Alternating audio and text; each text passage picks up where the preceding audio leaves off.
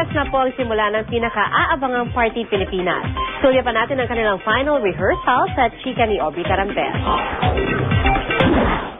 Sinimulan ng gayakan ng Studio 7 ng GMA ang pagdarausan ng pinakamalaking party sa TV. Inaabangan din ang live performance ng Korean pop group na U-Kiss na nag-rehearse na kanina. Yeah, bingo. And we heard that this is one of the biggest programs here, Party Pilipinas, so we really tried our best and expect something. Naroon din sa rehearsal ang Glam Girls na kinabibilangan ni Heart Evangelista, Lovie Poe, Rian Ramos, Bianca King at Carla Abellana. Pinaghandaan raw nila ng gusto ang kanilang production number.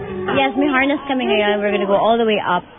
Talagang kailangan na namin gawin. And so, kaka-excited. Nag-rehearse na rin ang kanilang song numbers sina Jolina Magdangal at Liza De Castro. Sina Iza Calzado at Kyla, excited na rin. Naku, yung mga songs namin, sobrang bongga talaga. Pinagandaan namin. Tapos very current siya. So, maganda yung production number, may with dancers and everything. Meron akong mga pangarap na gawin ng production number, but I'm still working on it. So, I have to do some training. Kabilang sa mga bagong mukhang makikita ay ang magpinsang Maria Dolonius at Bella Padilla, mga pamangkin ni Robin Padilla. Sila ang magsisilbing party jocks kasama si Raymond Gutierrez.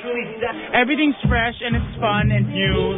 So the term party jocks is actually the first time that's being used in the Philippines, and I think it's just a more fun way of hosting.